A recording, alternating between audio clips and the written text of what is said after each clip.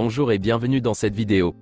Je vais vous présenter l'actualité du Barça aujourd'hui, en ce dimanche 28 mai 2023. Si vous êtes nouveau sur la chaîne, ici je parle généralement de l'actualité du Barça. Donc n'hésite pas à t'abonner, et appuyer sur le bouton j'aime pour me soutenir. Merci, et commençons.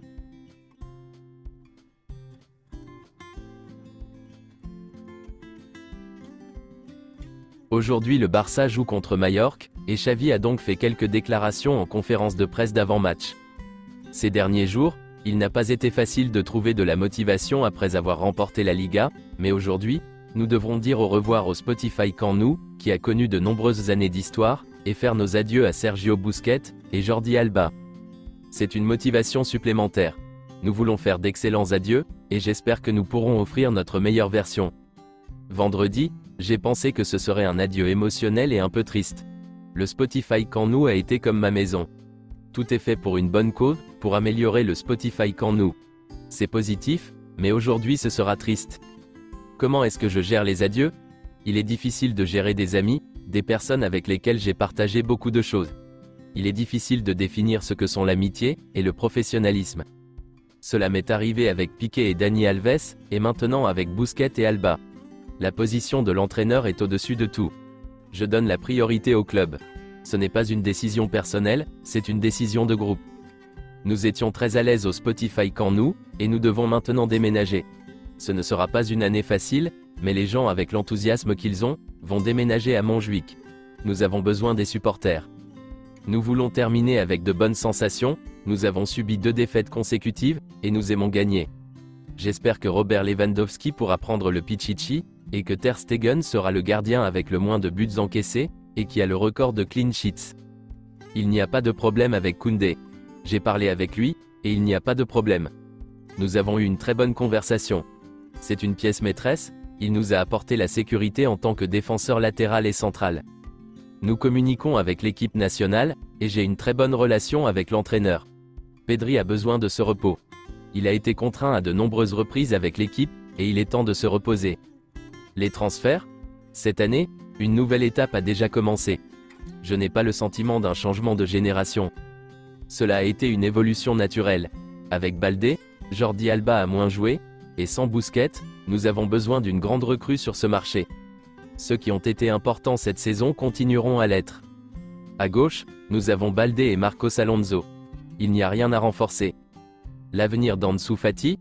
Je n'ai pas parlé avec Fati. Nous pensons qu'il est encore tôt, car nous ne connaissons pas le fair play, ou le scénario que nous aurons. Nous devons le planifier. Quel est le remplaçant idéal de Busquets? Celui qui est le plus complet, celui qui est le meilleur pivot pour remplacer Busquets. Il faut trouver cette pièce. Si nous voulons être compétitifs l'année prochaine, c'est essentiel. Busquets a joué un rôle fondamental dans l'obtention de la Supercoupe et de la Liga. Nous devons trouver un joueur très important pour remplacer Busquets. Le départ de Jordi Alba a été sa décision. C'est lui qui a fait le pas, il pense qu'il est temps. Je ne vais pas révéler toute la conversation. Il a été très positif, et je m'en tiens à cela. Nous devons nous améliorer dans le jeu, et mieux comprendre la prise de décision. Il y a beaucoup de choses auxquelles je pense. Je lui donnerai une note honorable, mais au Barça il faut viser l'excellence.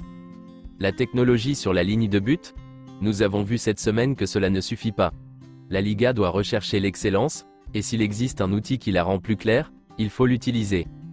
Pep Guardiola est la personne la plus influente dans le monde du football, au cours des 15 dernières années. Les entraîneurs ont été comme Guardiola ou anti-Guardiola. Il laisse toujours un héritage extraordinaire. Il est une référence pour tous les entraîneurs. Il est normal qu'il y ait des changements, lorsque les choses ne vont pas bien. Chaque année il faut s'améliorer. Cette année, nous avons gagné la Supercoupe et la Liga, et l'année prochaine, vous allez me demander la Ligue des Champions. C'est officiel, le FC Barcelone n'affrontera pas le Bayern Munich, en phase de groupe de la Ligue des Champions la saison prochaine. Le Barça a accueilli en moyenne 83 205 personnes au Spotify Camp Nou cette saison, ce qui constitue le record du club au XXIe siècle. Le FC Barcelone est très attentif à l'actualité du conseil d'administration du Bayern Munich, qui a limogé Oliver Kahn et Hassan Salihamidzic. Une fois que la Liga aura approuvé le plan de viabilité financière du FC Barcelone, la priorité du club sera d'enregistrer les renouvellements des contrats d'Araujo et de Gavi, ainsi que la signature de Messi. Quelques déclarations de Laporta. Le Spotify Camp Nou est ma vie. Je viens ici depuis que j'ai 4 ans. J'allais avec mon grand-père dans la tribune supérieure, et je devais m'asseoir dans les escaliers, parce que quand vous étiez petit, il vous faisait entrer en douce, et vous vous asseyez où vous pouviez. Les supporters de Barcelone ont été privilégiés. Nous avons vu Cruyff, Maradona, Schuster, Ronaldo, Rivaldo, Ronaldinho, Romario, Stoichkov au Spotify Camp Nou. Le meilleur souvenir au Spotify Camp Nou, c'est Messi, pour moi un mélange de Cruyff et de Maradona. Lorsqu'il est sorti de la Masia, il était comme le Messi. Ce sont des souvenirs inoubliables. L'époque où Johan Cruyff était joueur est celle qui m'a le plus marqué, parce qu'il a fait de nous des gagnants. Cette équipe s'adournit, Rifé, Torres, Costas, De la Cruz, Juan Carlos, Rexar, Asensi, Cruyff, Sotil et Martial. Nous avons gagné la Liga en 1973, 1974, un moment mythique pour moi. Nous avons gagné au Molinón à 5 journées de la fin. C'est là qu'est née une mentalité de vainqueur. Je me souviens des centres de Johan et des buts de Sotil.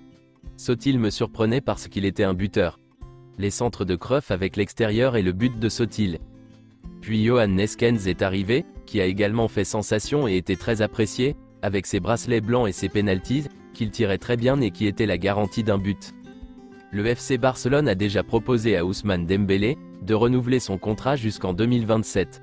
Le club attend la réponse de son agent. Xavi a demandé un ailier gauche. Le staff technique du Barça devra choisir entre Abdé et Yannick Carrasco. Abdé resterait à Barcelone s'il ne signait pas Carrasco. Le Barça tentera de négocier le montant de 15 millions d'euros, convenu pour recruter Carrasco, auprès de l'Atlético de Madrid. Les dirigeants du Barça ont récemment rencontré l'oncle et l'agent d'Ilkay Gundogan. La réunion a été positive, surtout après que le club a confirmé que les départs d'Alba et de Busquets, qui libéreront beaucoup d'espace dans la masse salariale. Selon une source, le FC Barcelone est attentif à l'avenir de Di Maria, et s'est renseigné. Il pourrait signer au Barça cet été. Si Messi revient au club, l'option de Di Maria pourrait être plus concrète. Léo Messi sera invité au dernier match à domicile de Jordi Alba et Sergio Busquets avec Barcelone, mais il lui sera très difficile d'y assister. Il s'entraîne avec le PSG mercredi et jeudi. Laporta et Jorge Mendes maintiennent l'option Ruben Neves vers le Barça, mais ce n'est pas près d'être fait. Une source affirme que le FC Barcelone est parvenu à un accord total avec Wolverhampton pour le transfert de Ruben Neves pour 30 millions d'euros. Ansu Fati pourrait également être inclus dans la transaction. C'est tout pour aujourd'hui, et merci d'avoir suivi la vidéo. Mettez un j'aime si la vidéo vous a plu, et n'hésitez pas à vous abonner, pour ne pas manquer les prochaines vidéos. Merci et à bientôt.